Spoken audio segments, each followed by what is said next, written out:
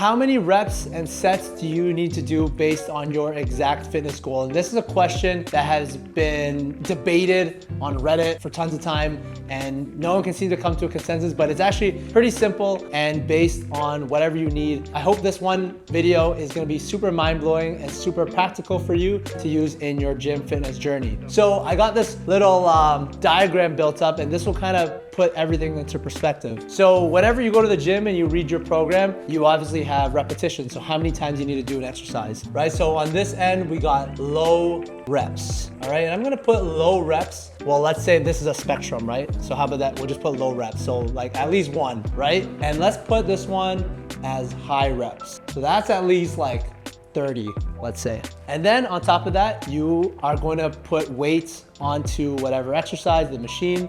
So we'll put that as low weight. And this weight is gonna be like super heavy weight, both a spectrum, right? So here's what happens when you have low reps and low weights, okay?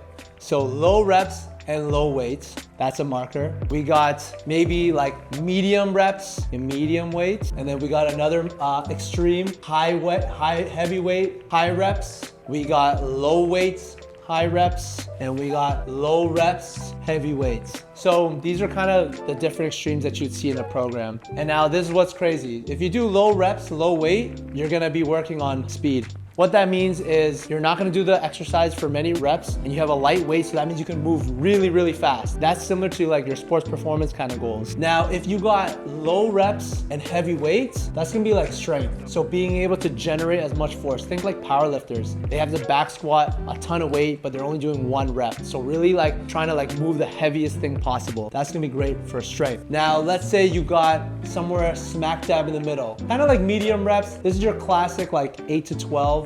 Maybe, or 8 to 20. Not so heavy where you can barely move it, not so light where you don't feel anything. And that's gonna be the best for something called hypertrophy. And hypertrophy is just a fancy science way of saying muscle building. And I'm gonna come back to this muscle building point. Now let's talk about the last two extremes. So low weight, high reps, that's gonna be endurance. So I want you to think of your marathon runners. So being able to do a lighter weight, but being able to sustain it from a ton of reps. So think about what a runner has to do. They have to go through like 42 kilometers worth of distance without their legs giving out. So by practicing doing high reps, their body learns to adapt and be able to maintain a pace and maintain a burn without giving up. And the last but not least, heavyweight and high reps. This is called being a dumbass, okay?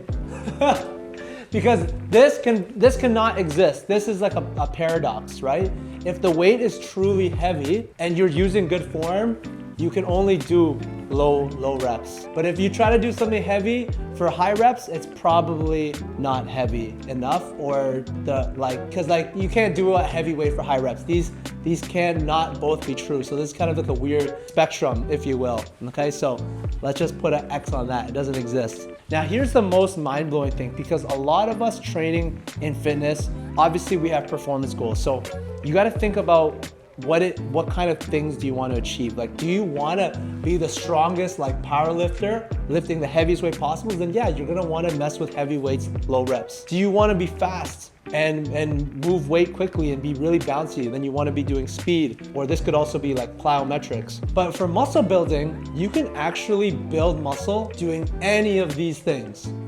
These all build muscle, Because what muscle really is, it's a side effect of any progressive training. It's a side effect of just getting better, and your body has to add tissue in order to meet the demands. Because a muscle that's very explosive, can handle a lot of force, it needs to be bigger. A muscle that can move really fast and contract really quickly, it typically has different fiber types, which are called type 2 fibers, which are also bigger. The only exception is the endurance, but the reality is if you slowly increase the weight because your body gets used to, high reps, low weights, you'll still see some muscle gain here. But the reason why we call the 8 to 12 the best muscle building or the best hypertrophy rep range is because this is the sweet spot of picking something heavy enough where you can do it for a certain amount of reps, where you reach near failure, right? Near failure. And this is gonna be a more optimized pathway to building more muscle because it's that balance of the most weight and the most reps you can do.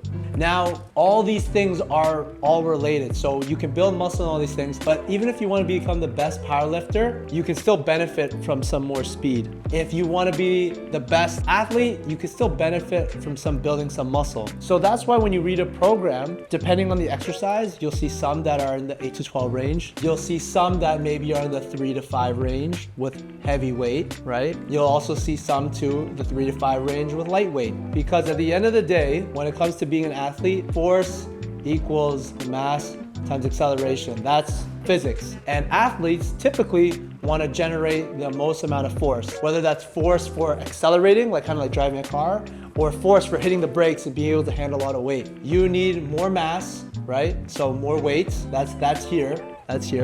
Or you need more acceleration, which is here. And then the muscle drives the, oops, that looks like a butt, drives the overall absolute values, because the M and the A will be higher. And then for the endurance guys, then that will just be like how long you can maintain force without it dropping off. So this is why picking your reps depends based on the exact element of fitness that you're trying to improve, the element of fitness that's important for your goal. So hopefully that gives you some more perspective on how to pick your reps when you're doing exercises, and you can use these to make better programs and get better results. If you learned a lot of this in this video and you enjoy it, I always post like real practical tips that you can implement right away. And if you want to see more, make sure you subscribe.